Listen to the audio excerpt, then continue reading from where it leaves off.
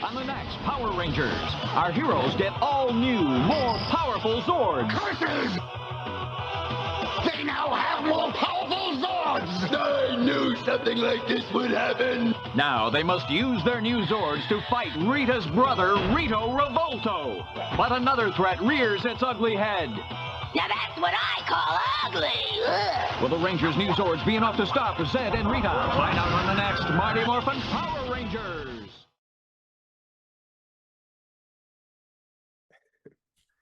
Good morning, Slashketeers and Slashaholics, and welcome to episode number 16 of Slash Trax Saturday Mornings. I'm Alex Vanover from the Slash Trax Network, and by my side, as always, the Jim to my Marlon Perkins, the Abbott to my Costello, the Skull to my Bulk, the 80s Slasher Librarian, Mr. Josh LaRue. Nice to see you today. He's very athletic, so. Bulk? No, you bulk too, but yeah, you too. I was just, since you're bulk and I'm Skull, I was going to throw that in there that you run all the time. He's very athletic, because in this episode we're talking about today, Skull actually says that about bulk. And a little tidbit, my fun fact of the day, that was not in the script, was not part of the scene. That was actually Jason Narvey complimenting Paul Schreer after he did the scene. He jumped off. He jumped over the wall. And if you watch the blooper part, like the outtake at the end of the episode, they show it again, and you'll see that he wasn't in character when he said he's so athletic.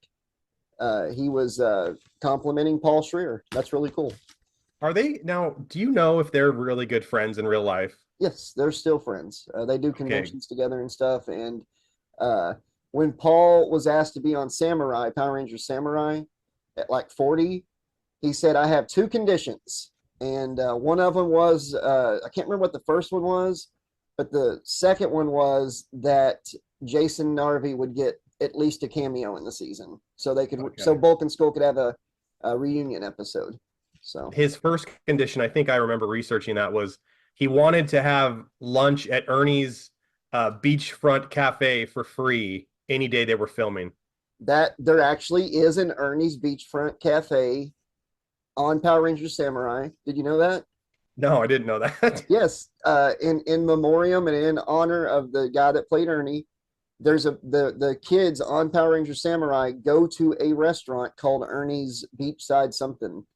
And, cool. It's a throwback to Ernie's Juice Bar. Yep. Do they have his Hawaiian shirt he wore in every episode, like framed in glass, like an athlete's jersey on the wall? You know, I don't think so. It's a different Ernie, like it's a younger guy or something, but that would be cool. I bet there's got to be something. I never really watched every episode. Anthony was at that age, like 4 or 5 when Samurai was on. And, you know, I was like, "Is that Bulk?" And he's all like, "You know who Bulk is?" I was like, "Heck yeah, dude. Come back here." I showed him Mighty Morphin Power Rangers, which led to him learning about the Peckers. Yeah, you're like, do I know who Bulk is? How the hell do you know who Bulk is? Yeah, it's like my kids were listening to an Offspring song a few years ago, and it was like a brand new Offspring song called "You're Gonna Go Far, Kid" or something. I was like, "Hey, Offspring," and my daughter's like, "How do you know who Offspring is?" And I was like, they were singing songs before I was old enough to know who Offspring was. Exactly. But, like Self-Esteem came out in 1995, and the first time I ever heard that song, before it like really blew up on the radio, there was this girl I used to talk to on the phone, and her answering machine message was the Self-Esteem song. It's like, "Leave a message at the beep," and it would like go into the hook of Self-Esteem. Well, damn, dude, that story makes you pretty fly for a white guy. I used to spend hours trying to get the perfect answering machine message recorded, because back in the old days, Slashaholics, you'd have to actually like play whatever audio you wanted at the exact time that your phone would beep. Yep. And I had WWF, the music, like volume 12 or something. It was the one with The Rock, that "If You Smell What The Rock Is Cooking." Yeah, right at the beginning of the Attitude or something. 2099, something like that. But okay, like right there in the height of it then. Okay.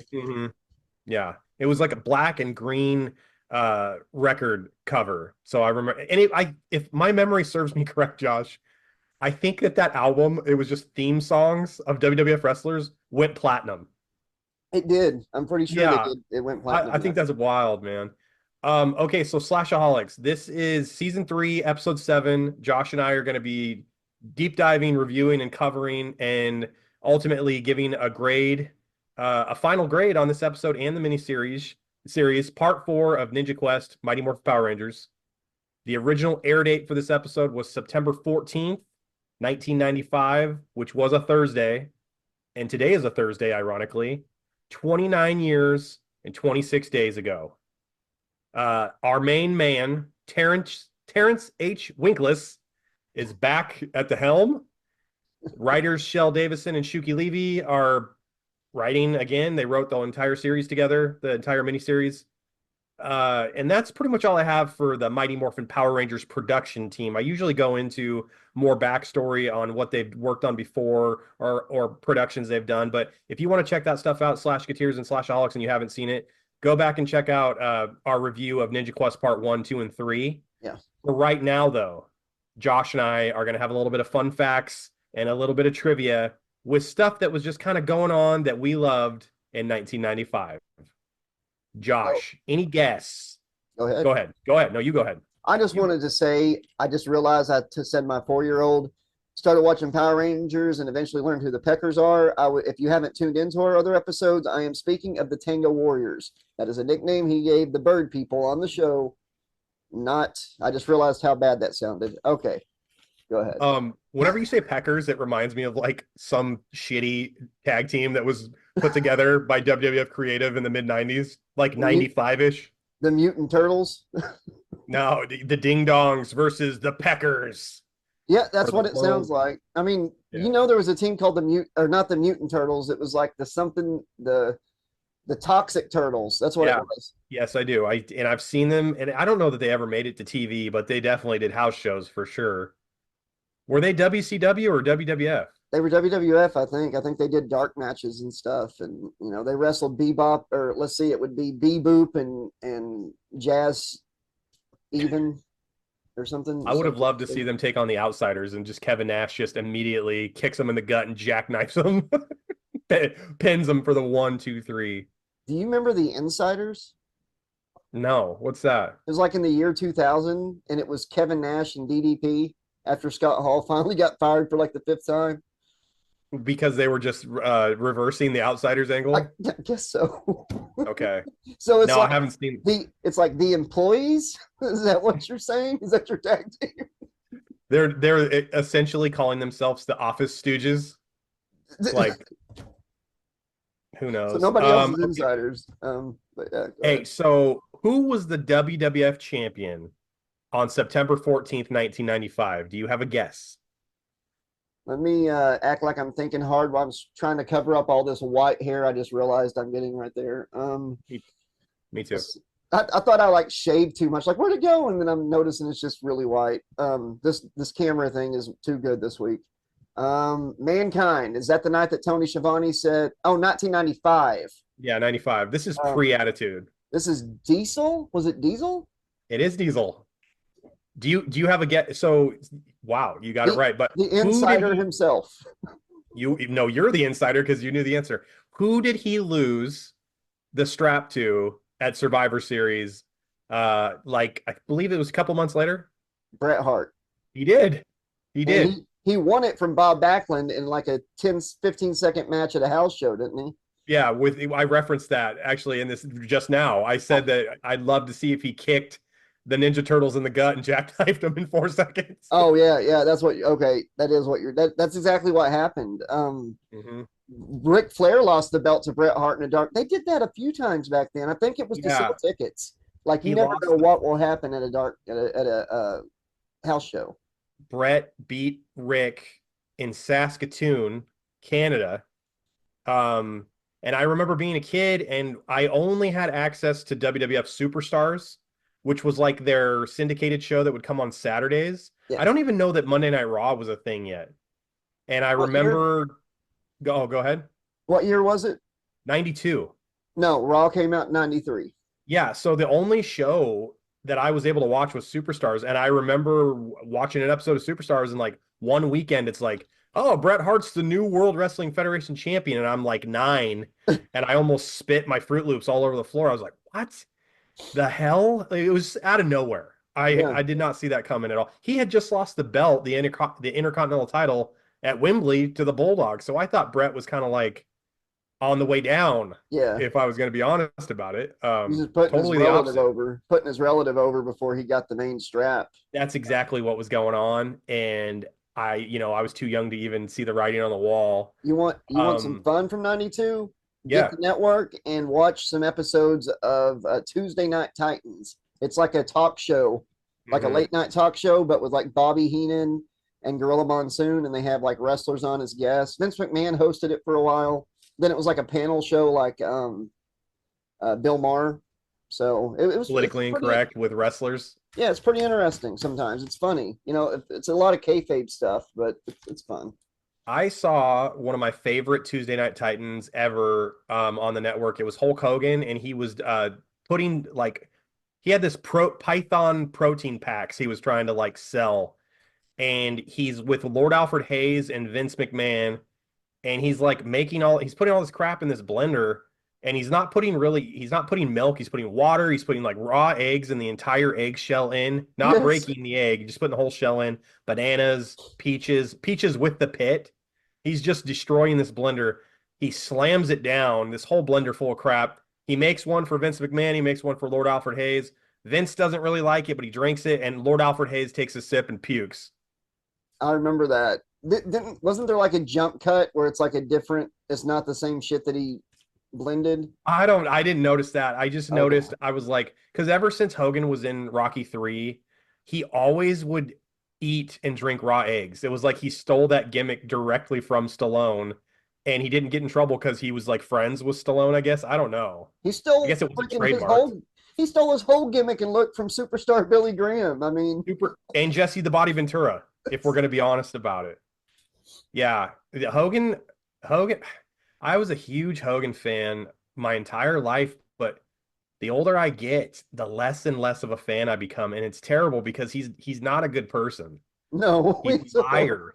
He does terrible things. It's like he's only motivated by anything that puts himself over or gets him money. It's just it's terrible. But our Power yeah. Ranger fans are like, okay, Okay, well, hey, this is a perfect segue. I'm Josh, sorry. you just said who the WWF champion was on September 14th, 1995. Who was the WCW champion on that exact same date? 1995. Mhm. I don't know, brother. If it's 94 and 95, even 96, it's Hulk Hogan. Hulk Hogan was the champion. Who did Hogan end up losing the belt to after that initial run? For one night, Randy Savage. Oh, Goldberg. No, not Goldberg. He lost it to the Giant, He but lost it.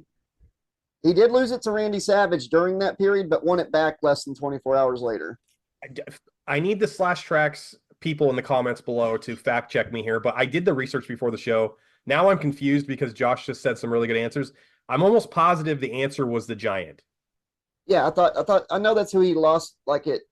His first run as champion when he beat Ric Flair at Starrcade, and that was like his first match. Yeah. And like Mr. T was there, Shaquille O'Neal was there. He lost the belt initially that first run to the Giant, I believe. Okay. Well, maybe And then he did, got it and back. Then he got it back and lost it to Savage. Yes. And lost it and got it back like the next night because he did that to Savage again, like as Hollywood Hogan in like '99. Because hey, Slashaholics, whenever Hulk Hogan would drop the belt to Savage, odds are Savage was going to drop the belt right back to either Hogan or Flair. Right? Isn't that what happened? Immediately. Yeah. It was like immediately. Yeah. It's like, we got to make Macho Man happy, so we're going to make you the champion. Then Macho Man won at a pay-per-view in '99. First, he won World War III in '95 or '95, '96. Huge deal. Because World War III, wasn't that when they would have like 3 rings? Yeah, 90 side by wrestlers. side. 60 or 90 wrestlers, yeah. Yeah. And it was so hard to watch, and it was like 3 little things on the screen. But anyways, he lost it. He won the belt after, and then he lost it back to Hogan the next night. '99, Macho Man wins the belt on a pay-per-view.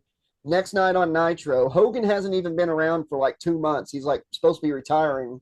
Macho's like, I'll challenge anybody. I can't do Macho Man voice, but oh yeah, I'll challenge anybody, except for Kevin Nash. And Hogan came out and beat him in like 5 minutes. But yeah, I'm sorry. We need to have a wrestling show for sure. I could just like fast forward through this part, like on the editing, like we just kept going and going about wrestling. No, this is fine. Just let it run. Hey, so check this out. One more kind of fun fact about 1995, and then we'll get into the Power Rangers. Okay. The SNCC lineup. So if Josh and I were 11 and 12 years old and we're having a sleepover together, it's the little Slashaholics. The Slash Tracks Network is having a sleepover, okay? The 4 shows that we're currently airing at 8 p.m., The Secret World of Alex Mack. At 8:30, all that. What was at 9 o'clock, Josh? So you said Swam. I just realized it was Swam, Secret World of Alex Mack. Mm-hmm. Was it 8? 8:30 was all that. What was at 9 o'clock? Are You Afraid of the Dark? That was 9:30. Shit. So it's an hour show. Guts? No, it's just a half an hour show. Just a half an hour show. So 8:30. Oh, and then 9. Okay. It's a Nicktoon. Ren and Stimpy, Pete and Yes. Okay, yes. Ren and Stimpy. You got it. As a kid, Josh, what would have been the show, the 2 shows that you would have been like trying to make sure you didn't miss in that lineup? In that lineup would probably be, what was the second one again? All that. All that, and I would probably watch Ren and Stimpy because I'd be waiting on Are You Afraid of the Dark? So I think the 2 that I would have watched, Are You Afraid of the Dark, obviously, and then Ren and Stimpy.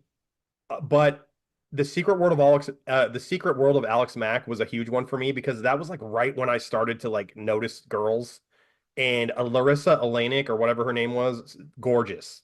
In the first episode for a kid's show, this is crazy. She's butt ass naked She's in a towel. Episode. Yeah.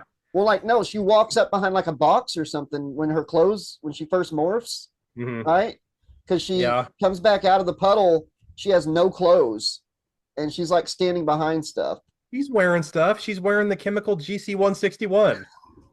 A thin layer. We need a SNCC show for sure.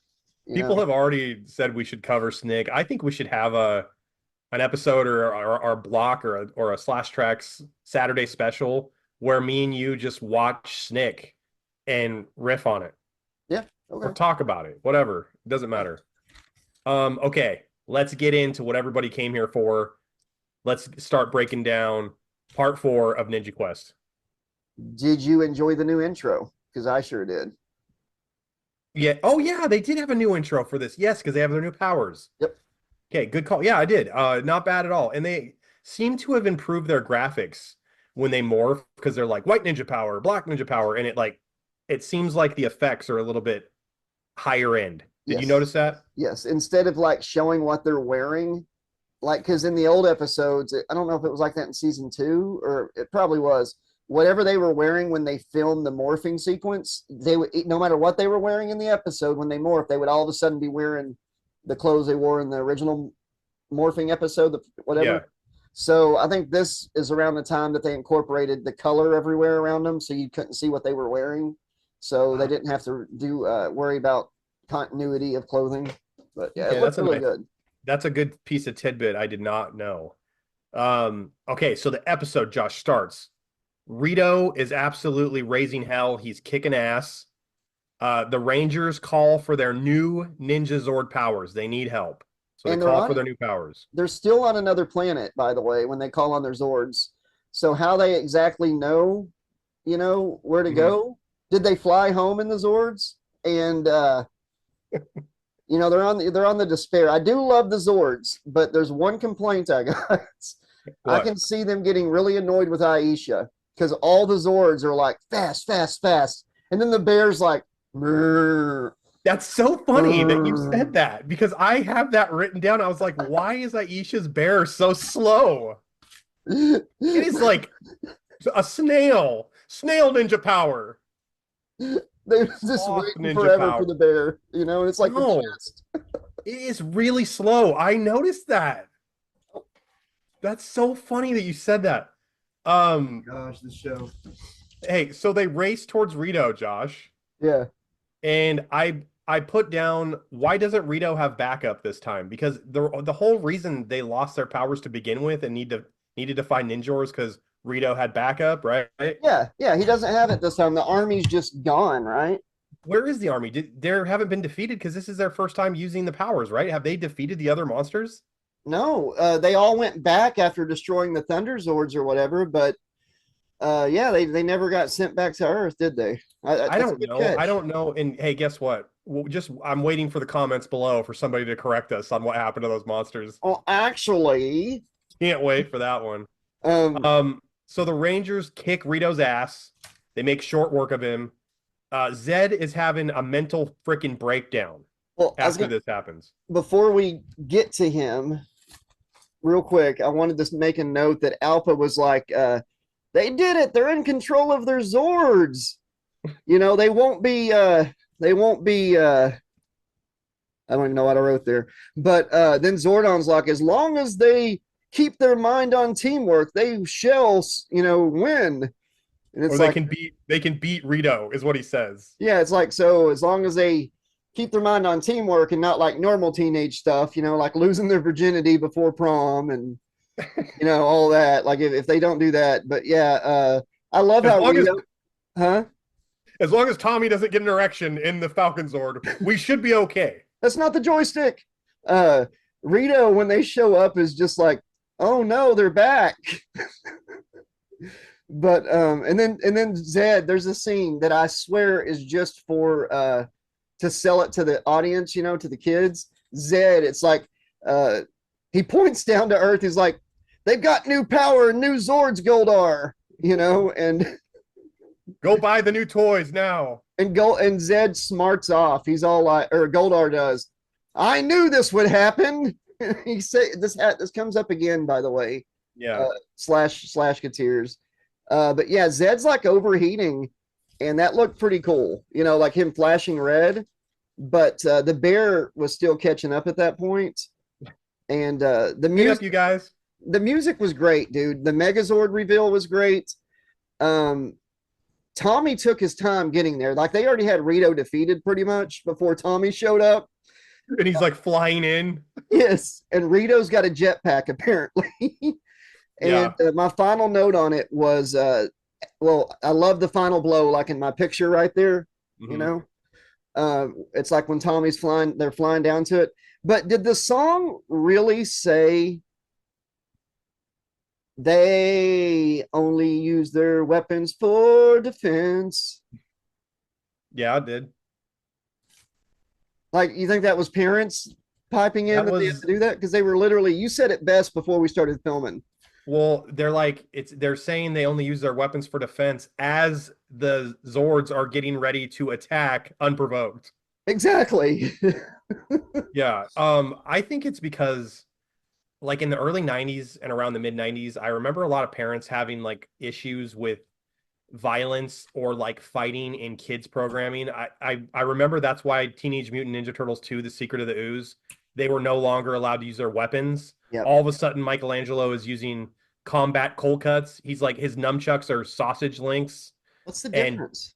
I don't, it's semantics at that point. You're just arguing, I'm going to swap this out for a less violent weapon or whatever. I don't know. That still looks like the same weapon. Like, it's ridiculous. But you know what? It was an opportunity for the makers of Ninja Turtles to include more like accessories into the figures when they sold them. Yeah, like here's some nunchucks and here's cold cuts there, kids. Here's some big old sausage links for you. But you were saying about how Zed was pissed because Rito got beat. Yeah, like Rito is pretty much a joke at this point. After this was like it. This was it for the scary Rito tough guy thing. Yeah, his push with Lord Zed's professional wrestling organization was over after that one loss. Well, what did you have for his argument? Because I thought it was actually a pretty good scene with Zed pissed at him. Well, I just said that like Zed's pissed off, but the star of this scene is Goldar because he's like jealous and he'll do anything he can to make Rito look bad. So Goldar's like, I knew you'd blow it, you dumbass. Second time. Yeah, and then Rita is like, "Well, don't worry, Zeddy. Like, we still have the vampirus egg." Oh yeah. And then, Rito's like, "Oh yeah, that's right, Ed. Like, we still have the egg, and I brought that egg, so we're fine." And then Goldar's like, "Don't count your chickens before they're hatched, dickface." Because Like, I knew you were gonna say that.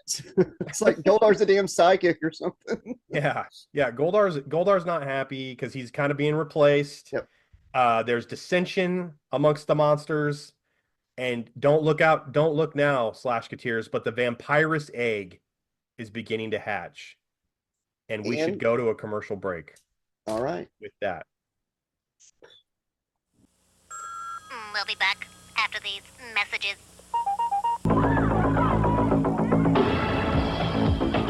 Mortal Kombat.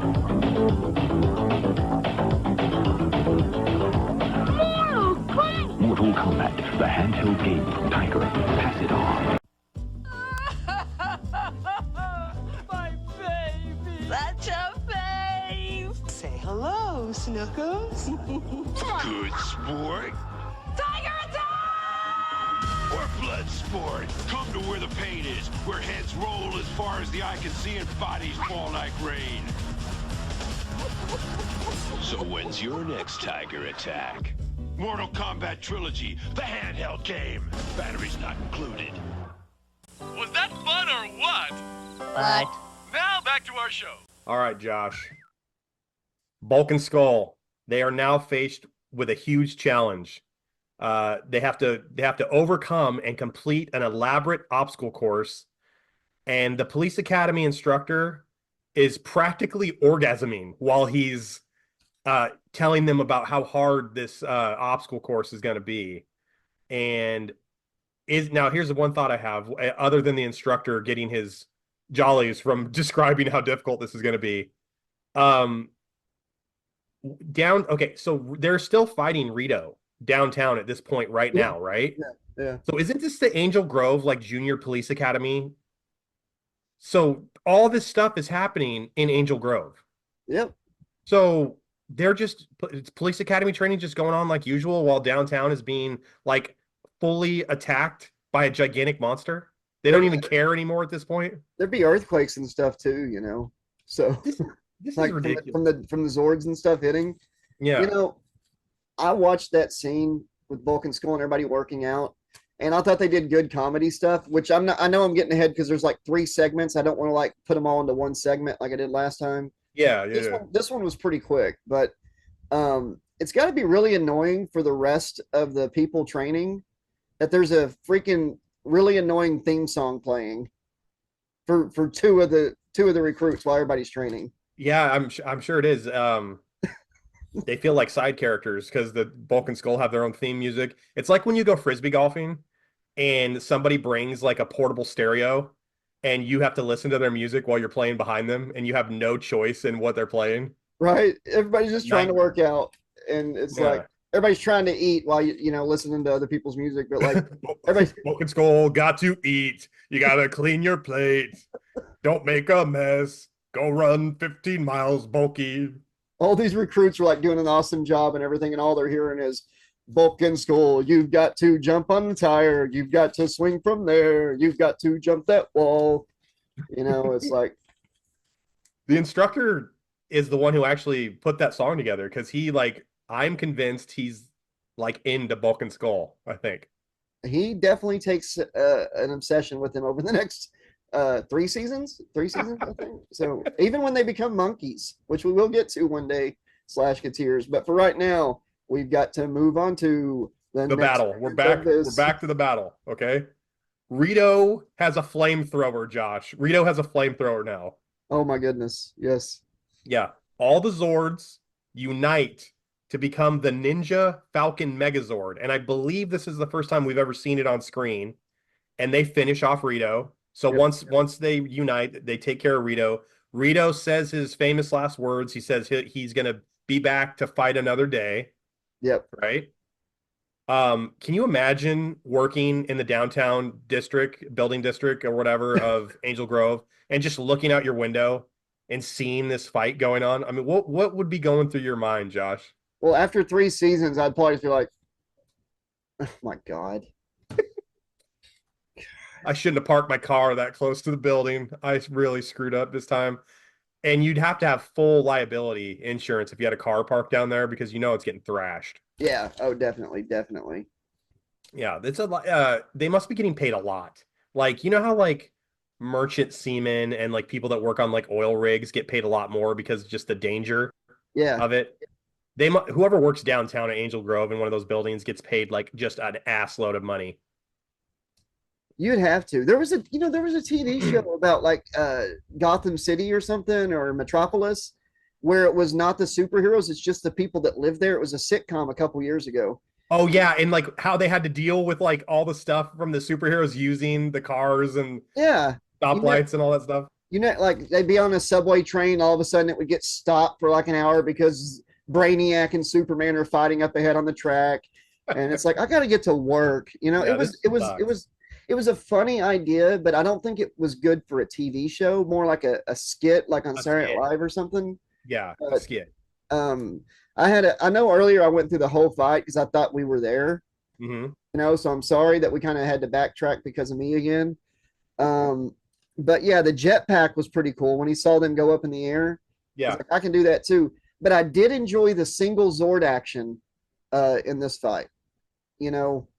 That each of the Zords, except for the bear, because it was still making its way there, but each of the Zords got to attack Rito individually. And we got to see what they could do. Because like the Zords in season 1 and 2, except for the Dragon Zord, they're like, yeah, they're pretty cool, but they're worthless unless they unite. For the most part, right? Yeah. But this time you get to see them. The Ninja Zords are a little bit different. They each have their own attack. Yeah, it's cool. It's definitely neat. It is, because before that you just saw like the dragon, red dragon or the T-Rex by themselves. That's about it. But the final blow was good, even though I brought it up earlier. Because my Bulk and Skull notes got mixed up. In fact, the Bulk and Skull song don't come up till after this fight. But you brought it up earlier, Goldar. Yeah, Goldar. Okay, so now hold on. Rito. Yeah, Rito is defeated. He's defeated. Okay, he's back talking to Zed, and I got a little ahead of myself too.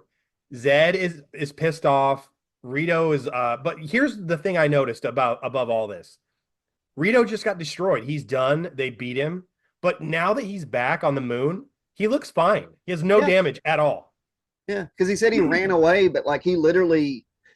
And yes, I know he's the main boss on Super Sentai.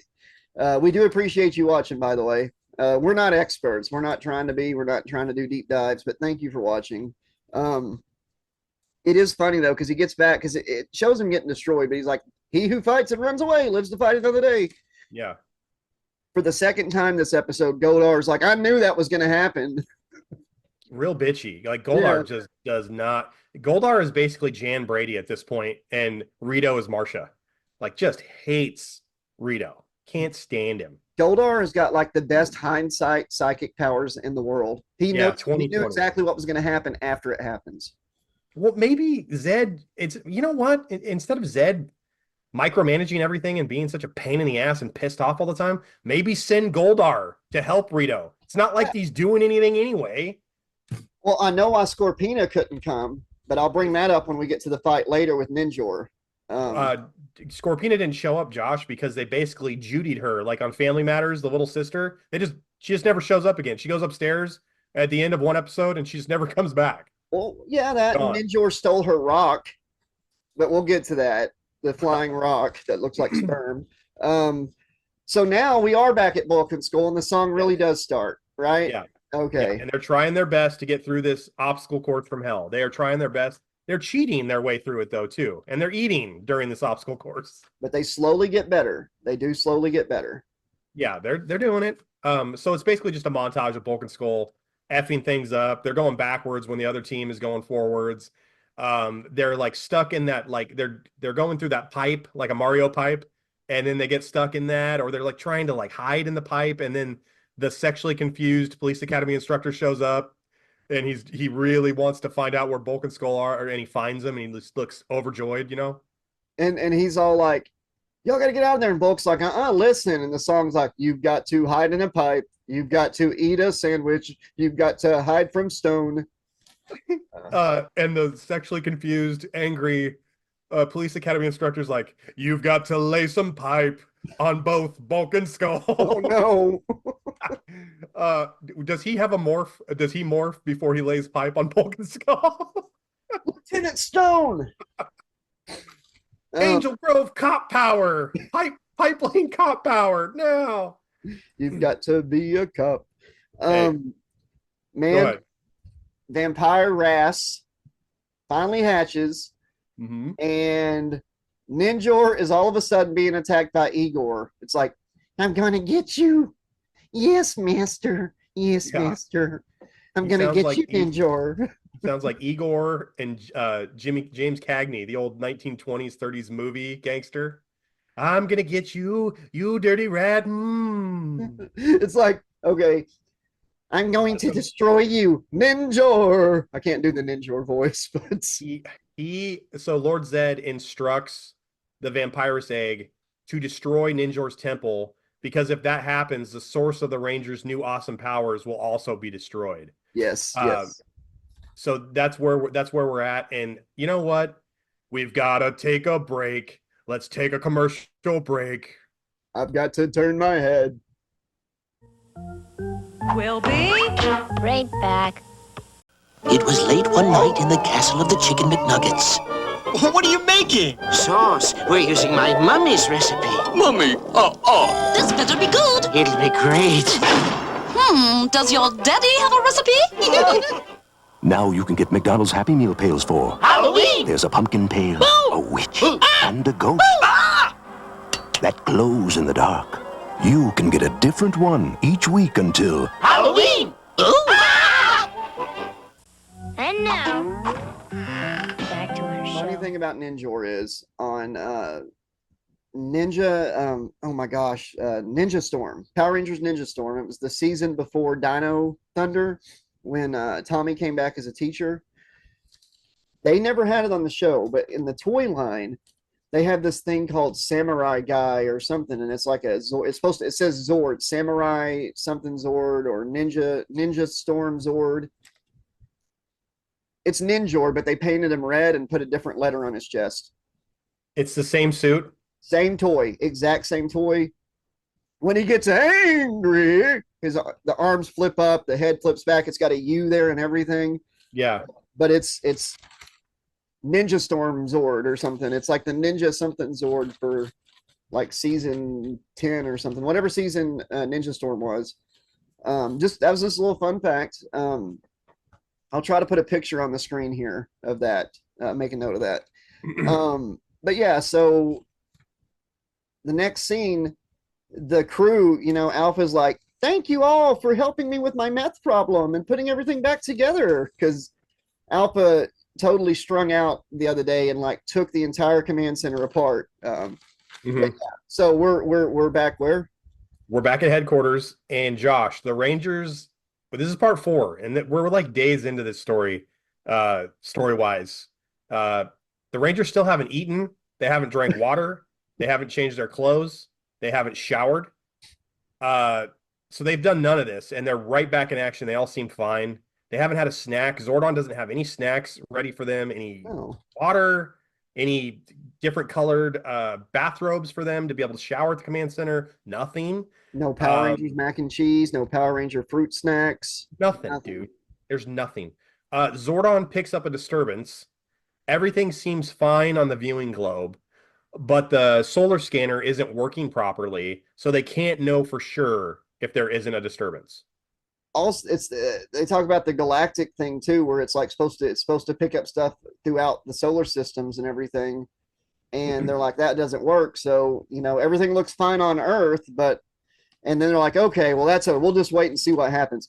They literally just left Ninjor on another planet, and 3 episodes ago they went to another planet, Edenoi or whatever, and helped the Masked Rider. So that's at least 2 alien planets that they've been to recently that they could have at least checked in with. you know, even if they can't pick up just, you know, is everything okay there? You know, Masked Rider, is everything okay, Ninjor? But they're like, it's not on Earth. Fuck it. We're good. Here's another thing is like, they've been gone like on another planet and doing all this stuff. And like, they're still in high school story wise. Jet lag. What are their parents thinking? I mean, Aisha's parents are in charge of, oh, wait, no, her mom hasn't met that French guy yet. So she's still at home with her normal parents. But what are the parents doing? They don't know where their kids are? Zordon calls to get their homework sent. You know, that's how they cover the homework stuff, you know.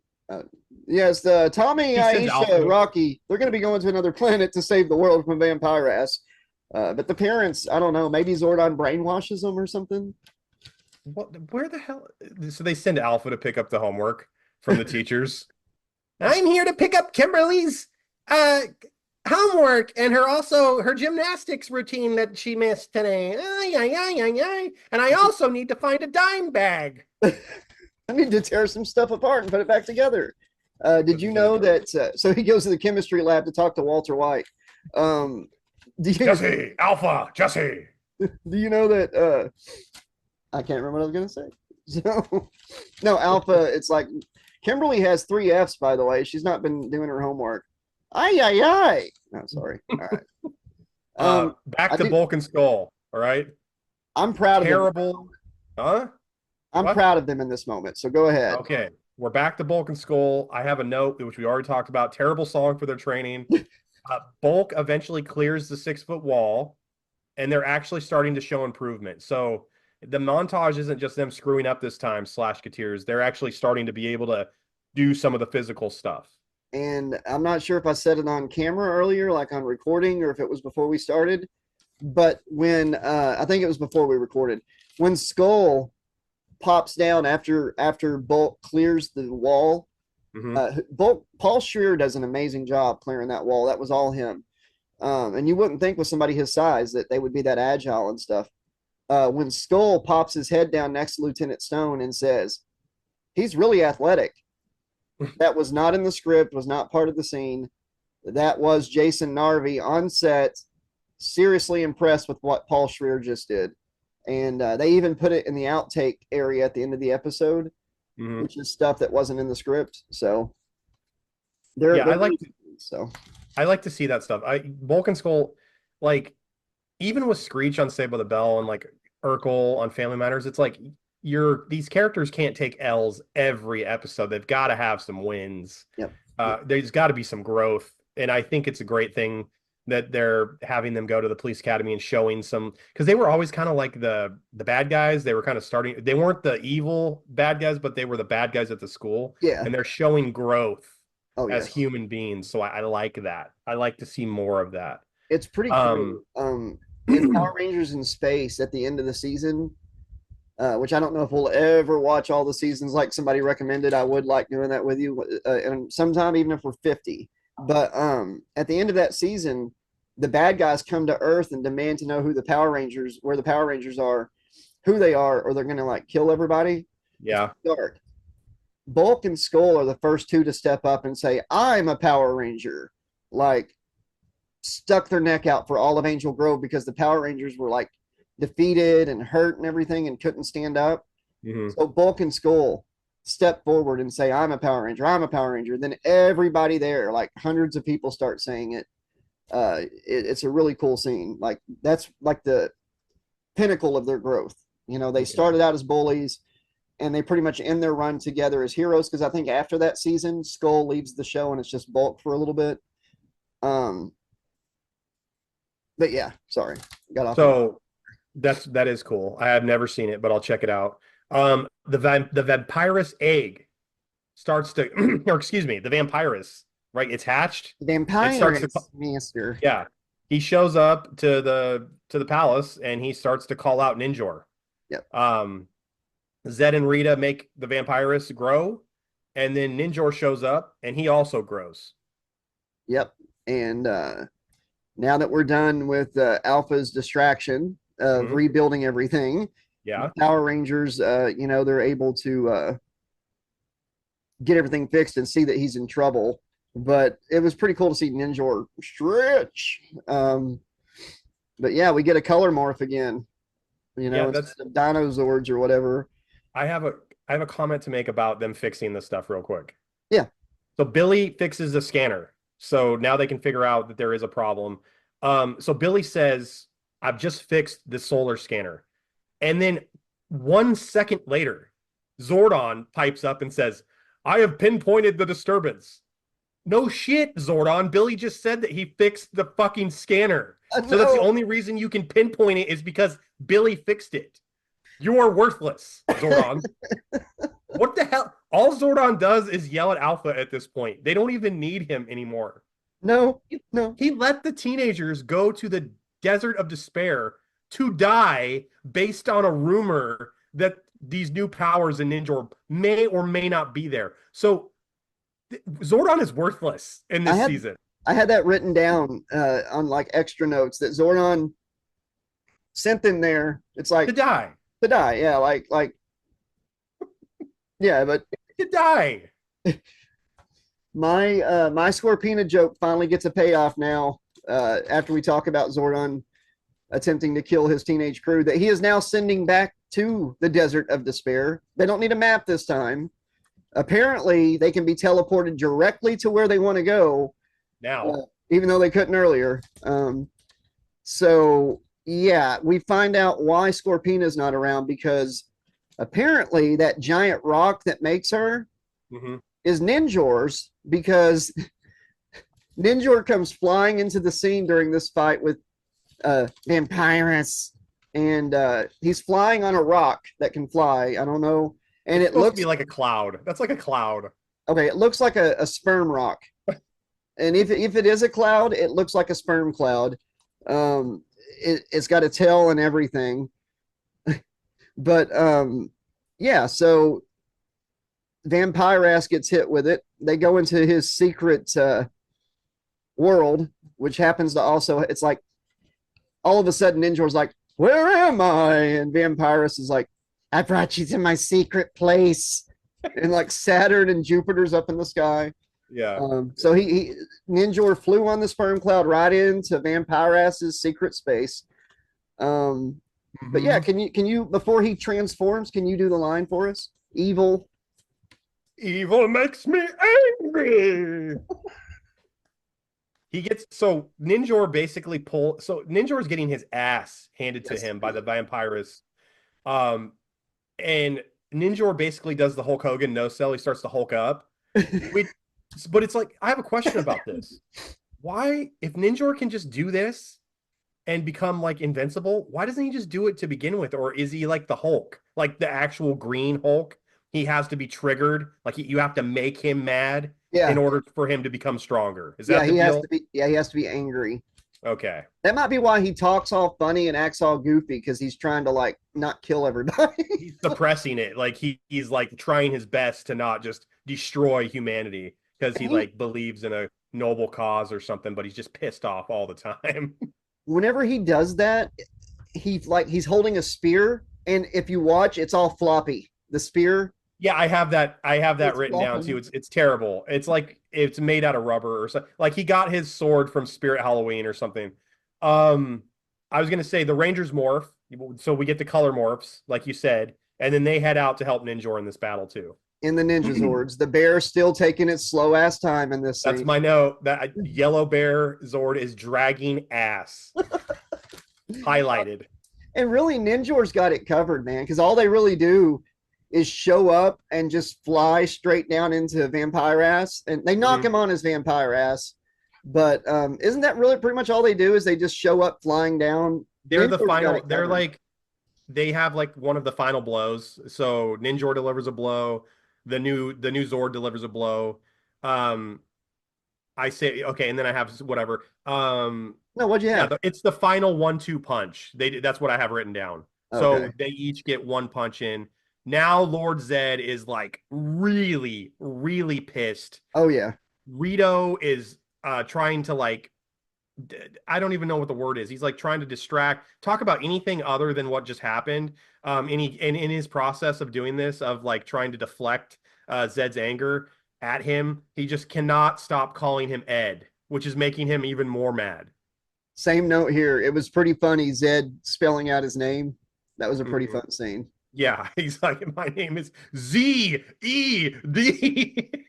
And he's all like, "Oh, I'm sorry, Ed. Oh, I mean Zed." Exactly. Back at headquarters, Ninjor addresses the Rangers and says from now on, so he's on the viewing globe. Ninjor's talking to them all, and he addresses them and he says they're now an alliance. So they're basically the Mega Powers or like DX or NWO. Ultimate Maniacs. Yeah, the Ultimate Maniac. Oh, yeah. Hey, check out the viewing globe. Yeah. On the video scope. Yeah. Hey, Kimberly, Tommy, Zach, Aisha. Yeah. Someone get the Bear Zord over here. Yeah, it's dragging ass. Yeah. I need to give them the handshake of the Mega Powers. Yeah. Yeah. Oh, yeah. I think the Earth and the planets are about ready to explode. Yeah. From the energy. What are you talking about over there? I'm thinking if I took on the vampirus by myself, yeah, we could have cut out the middleman. Yeah. Load the Megazord with the rocket fuel. Load it with the Warriors and the Rangers. Warrior fuel. Funny, it was Ninja was actually kind of funny in this because it starts with his back to the camera or to the viewing globe. And he's all like, Power Rangers. And they're all like, turn around, Ninja, like a puppy or something. Rito definitely, with that whole argument with Zed, totally on to joke Goldar minion material now. He's no longer like a real threat. That's it. That was the one and only time Rito is seriously a very worthy adversary. Because at this point, he never, like in the very next episode, he's just a nobody. He's just like in the forest trying to capture Kimberly. And Master Vile, now when the dad shows up, Master Vile, Rita and Rito's dad, I'm pretty sure everything he does is pretty, I don't think he ever gets his butt kicked like Rito did. But I don't know if you wrote this down, but during this talk with Ninjor, Rocky and Adam both got a line back to back. I think it might be one of the first things they said. Can't believe it. I had it earlier in the episode, like 9 minutes in, Rocky got a line and it was like 3 syllables, but go ahead. He gets another line. Yeah. They're all like, thank you, Ninjor. And then Adam's like, yeah, Ninjor. And that's it. Like, I don't think. Got a boy, Ninjor. I know that's not the exact line, viewers, but it was something to that extent, you know. We won't let you down. Dude, they like Haim Saban, like when he had to replace ASJ and Walter Jones and Twee, like he just didn't have any time for the new Rangers at all. Like I think Karen Ashley actually gets the most lines of the 3, like consistently. Adam and Rocky, they don't get anything. They really get nothing. They're only there for like small tidbits of exposition dumping. That's it. During Zeo, when it's back to a 5 Ranger team, they get a little more. Like they become a bigger part of it. But you know, and maybe part of season 3 towards the end. But I think Aisha is just like the youngest one of the group, and she doesn't have a driver's license. So like she's in the bear, you know, and she's just don't know what I'm doing. Grinding gears, you know, trying. Everybody else is just boom, boom, boom. They're like, put Aisha in the slowest, biggest Zord because if she crashes into shit, she'll be fine. I gotta say, this episode has been really fun, and it ends on a very sweet and kind of a proud moment because apparently the course to be a junior cop is only 1 day, and Vulcan Skull, you've got to are graduating, and all the Power Rangers show up to support them, and Ernie shows up. So yeah, and their graduation, the Rangers are really proud of them. They're cheering them on. They're in the front row. Bulk and Skull look proud themselves. They love the adulation, but they accidentally knock over all the other graduates that they're in line with. And the sexually confused and very frustrated and angry police academy instructor informs Bulk and Skull that if they keep it up, they're going to have infinite parking ticket detail, and the episode ends. Yes, it does. You've got that's the end of Ninja. what is Sorry. it? That's the end of Ninja Quest Part 4 and the epic miniseries Ninja Quest 1, 2, 3, and 4. Josh, did you like this episode? I love this episode. I really did. Yeah, this is a good episode. Yeah. This is a really good episode. This might be the best episode. Tell me why you liked it, and I'll tell you why I liked it. The Zords kicked ass. Like I said, I really enjoy. I know I talked about it last week, but everything I said about the Zords last week was actually from this episode. But yeah, like that whole scene just blew my mind for that being practical and stuff. It just looks so good. I love the Bulk and Skull stuff, seeing their growth. I love seeing Rocky and Adam getting a line or two in. Ninjor was fun. He was actually fun in this one. He didn't annoy me. Yeah, he seemed more like powerful, and like there was a reason why he is the one who created everything. I could believe it a little more. Yeah. And sure. Vampirus has got a voice I can actually do, you know, like, yes, master, yes, master. What I didn't like was you've got to have a song for every little thing, even if it's Bulk and Skull. Rob that store, shoot that guy, Bulk and Skull. Have sex with your police instructor to pass. You've got to have sex with Lieutenant Stone to pass. You've got to buy him lunch, and then you'll get to tap that ass. Oh, no. Skull. All right. Hey, that's what I didn't like. Everything else was fun. This was almost a perfect episode. Go ahead. Did I like it? Yeah, I did. I liked Ninjor kicks ass. You get to see what he can do. I like to see Ninjor's like angry Hulk up. That was great. Rangers use their new Zords. Bulk and Skull finally get a victory. Love the Rito and Zed interactions. That never gets old. That's super funny. They can keep mining that, go back to the well on that. Yes. Goldar is super funny because he's so bitchy and annoyed with Rito. I love all that stuff. My favorite parts, seeing Ninjor in action, like I said, Hulk up, no sell. You're making me angry. Even though we joke about that, I actually like it. That was good. What does he say? What does he say? You're making me angry. Seeing the Zords team up and become the Ninja Falcon Megazord was awesome. Even though Tommy's super slow on the draw there, and so is Aisha. Kind of dragging ass a little bit. What I didn't like, Bulk and Skull exercise song is terrible. Zordon is a worthless dick. Yes. They need to give Adam and Rocky more to do. Like, they're really just there to wear the suits at this point. They're not offering much. Adam a little bit more than Rocky. Rocky doesn't do shit. He just eats and talks, or not talks. He doesn't do anything. Rita's voice, I mentioned this in part 3.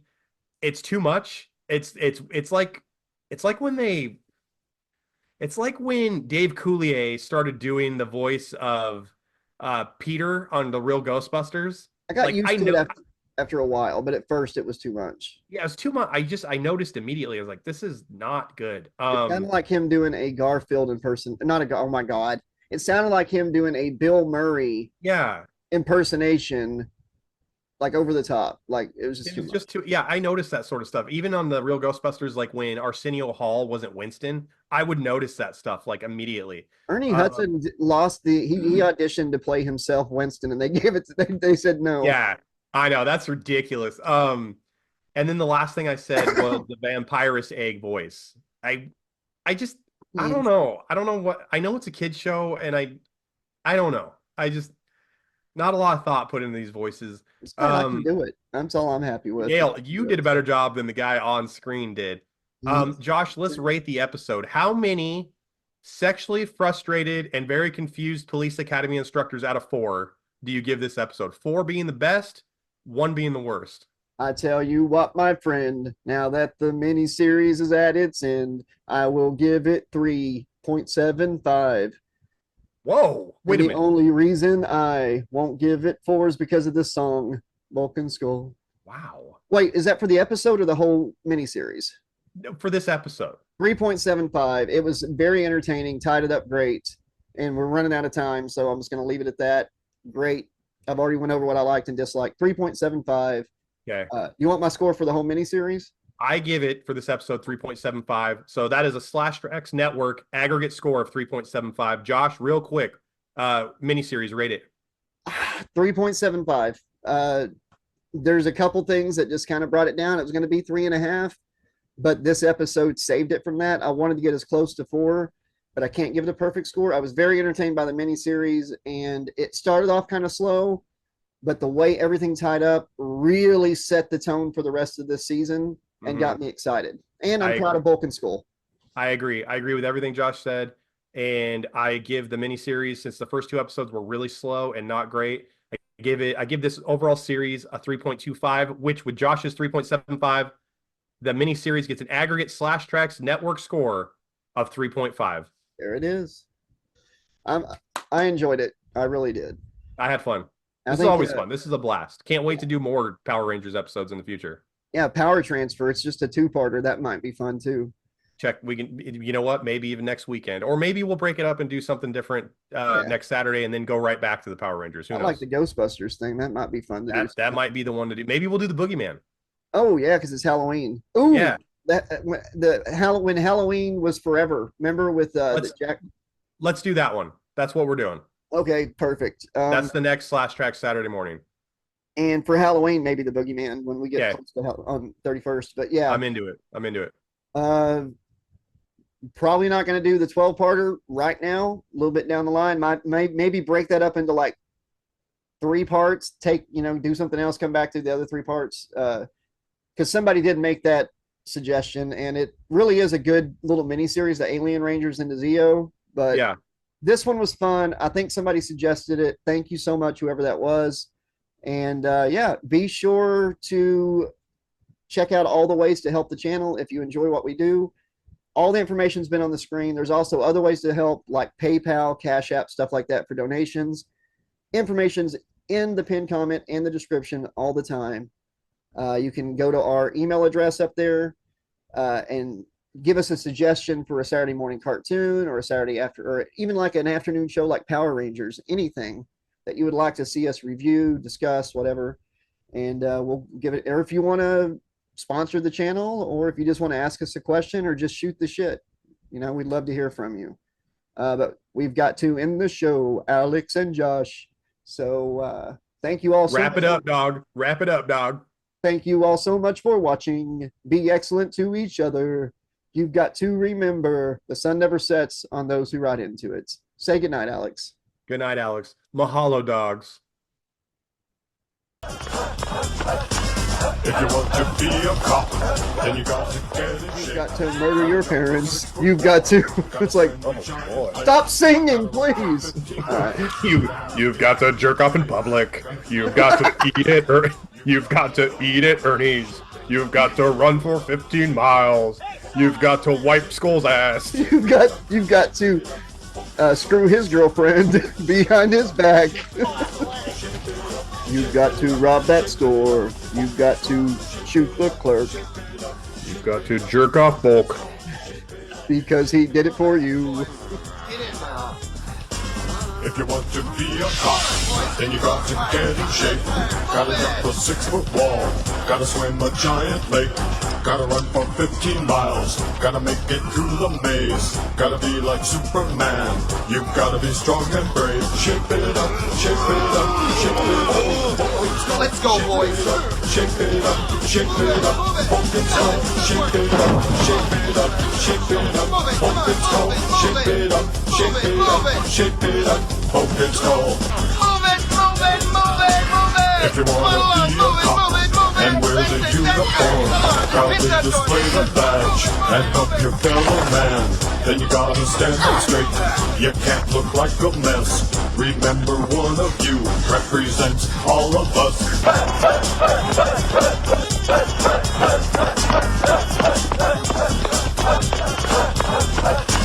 If you want to be a cop, then you got to get in shape. Gotta jump a 6-foot wall. Gotta swim a giant lake. Gotta run for 15 miles. Gotta make it through the maze. Gotta be like Superman. You've gotta be strong and brave. Shape it up, shape it up, shape it up. Hey, so athletic! Shape it up, shape it up, shape it up. Pumpkin skull, shape it up, shape it up, shape it up. Pumpkin skull, shape it up, shape it up, shape it up.